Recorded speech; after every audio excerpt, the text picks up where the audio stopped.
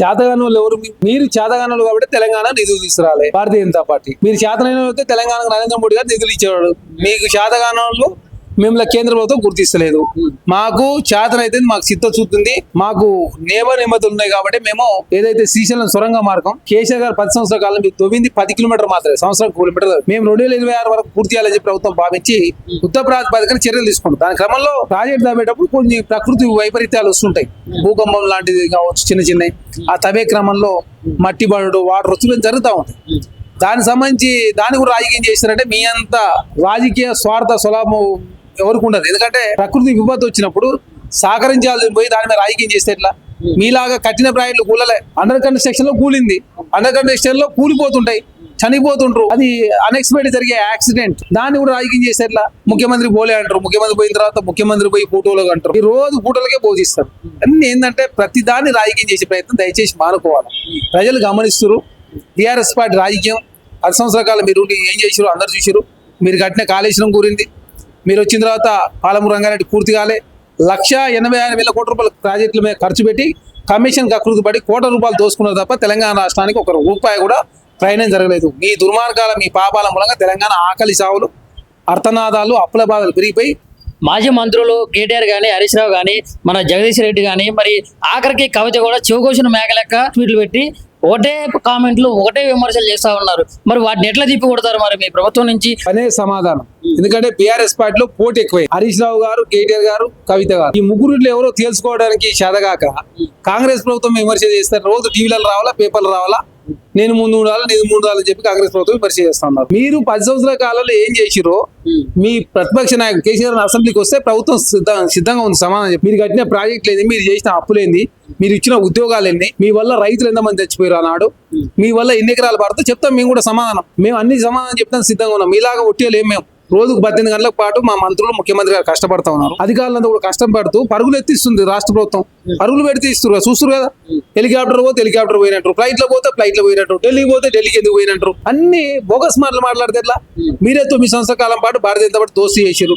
తెలంగాణ నిధులు తీసుకురాలే, విభజన హామీలు నెరవేరలేదు, 7 మండలాలు తీసుకుపోయి ఆంధ్ర కలిపారు. తెలంగాణ ఐటీఆర్ ప్రాజెక్ట్ పోయింది. మీ వల్ల ఏం జరిగింది? తెలంగాణకి అప్పులు మిగిలిపోయినాయి, అవమానం మిగిలిపోయింది.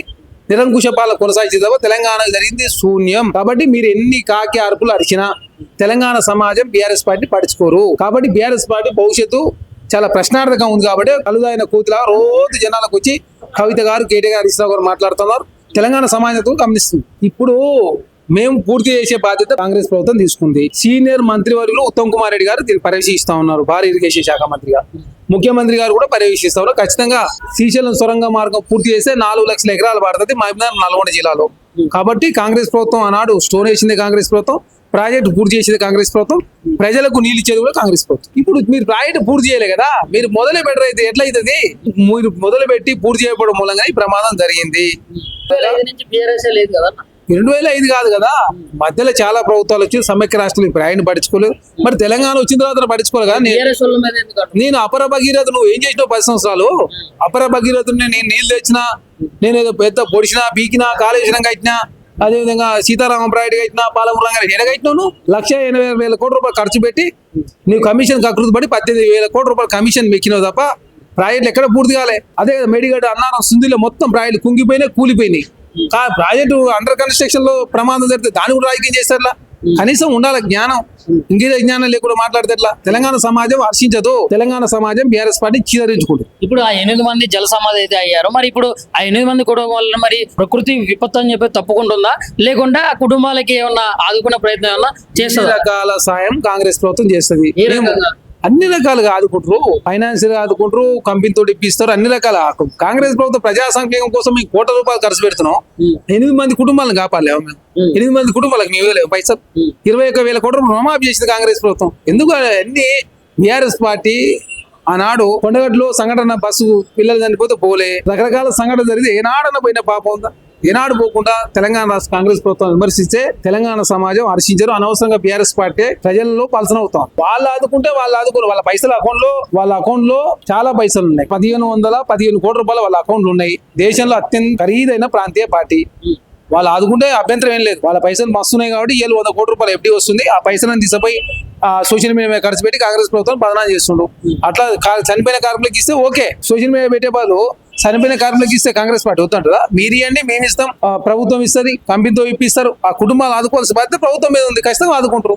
మంచి కూర చేసినా ఇప్పుడు మరి ఇందాక మాట్లాడితే జరిగింది. మరి ఇప్పుడు కేదార్ మృతి వెనక మరి హరీష్ రావు అని చెప్పారు. మరి మొన్నేమో అది మృతి చెందినటువంటి ఆ రోజేమో రోహిత్ రెడ్డి గారి పేరు అయితే చెప్పారు. మరి ఏం జరుగుతుంది? మరి బురదమ్మే ప్రయత్నం ఏమైనా చేస్తున్నారా మరి కాంగ్రెస్ పార్టీ తరఫున? ఇక్కడ కేదార్ సంబంధించినటువంటి ఆయన గతంలో చాలా డ్రగ్స్ కేసులలో ఉన్నాడు. అదే కాకుండా జన్వాడ ఫామ్ హౌస్ కూడా కేదార్ పేరు వచ్చింది. అదే కాకుండా విజయ్ మద్దూరి పేరు వచ్చింది. విజయ్ మద్దూరి పాకాల సంబంధించినటువంటి పాకాల రాజు పేరు వచ్చింది, కేదార్ పేరు వచ్చింది, విజయ్ మద్దూరి పేరు వచ్చింది. కాబట్టి తన మరణం రాజకీయ కోణంలో, ఎందుకంటే అంతకుముందు హరీష్ రావు గారు పోయారు, తర్వాత ఏదో పైలట్ రోహిత్ రెడ్డి ఉండని, కాళేశ్వరం కేసు వేసిన సంజీవ్ రెడ్డి అడ్వకేట్ చనిపోయాడు, తర్వాత రాజాలింగమూర్తి చనిపోయి, రకరకాల ఈ మరణాలని కూడా టీఆర్ఎస్ పార్టీ సంబంధించినటువంటి ఆనవాళ్ళు కనపడతా ఉన్నాయి. కానీ ఆ దిశగా విచారం చేయాలని చెప్పేసి చెప్తా ఉన్నారు. కాబట్టి ప్రభుత్వం ఆ దిశ కూడా విచారం చేయబోతుంది. వాస్తవమే కదా, దుబాయ్ లో కాంగ్రెస్ నాయకులు ఎవరో దుబాయ్ పోరంటారు. దుబాయ్ పోతే టీఆర్ఎస్ గానే ఉన్నాయి కదా, 1,80,000 కోట్ల రూపాయలు ఖర్చు పెట్టి 10% కమిషన్ తీసుకుని 15,000 కోట్లు మీకానే ఉన్నాయి పైసలు, 1,00,000 కోట్లు మాకాడే ఉన్నాయి. మాకంతా ఏముంది, మాకాడ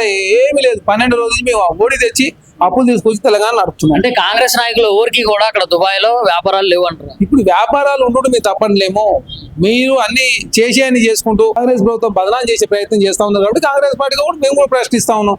మరి దుబాయ్ లో ఏం పని మీకు? దుబాయ్ లో కలవకుండా కవిత గారు పోతారు, టీఆర్ఎస్ పార్టీ సంబంధించిన దుబాయ్ ఎందుకు పోతారు? మీరంతా మీకు అంతా ఏదో వ్యవహారాలు ఉన్నాయి కాబట్టి మీరు దుబాయ్ పోతున్నారు. దుబాయ్ పోయినా దుబాయ్కి పోండి, ఎవడొద్దన్నాడు? మరి రాజకీయ విమర్శలు చేసేందుకు. మరి ఫైనల్ గా ఇప్పుడు కేదార్ మృతి విషయంలో మరి మీరు ఏం మాట్లాడదలుచుకున్నారు? ఏం చెప్తారు? కేదార్ మూర్తి విషయంలో అనుమానాలు ఉన్నాయి కాబట్టి ప్రభుత్వం ఆ దిశగా విచారణ చేయాలని చెప్పి కోరుతా ఉన్నాం.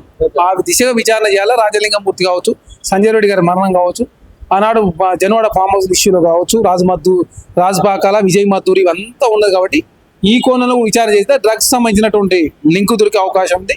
అదే కాకుండా ఇంకా చాలా ఈ మరణాల వెనుక కాళేశ్వరం ఇవన్నీ కూడా ఉన్నాయి. కాబట్టి అన్ని విషయాలు తెలవాలంటే ఖచ్చితంగా విచారణ చేయాలని చెప్పేసి కాంగ్రెస్ పార్టీగా కోరుతాం.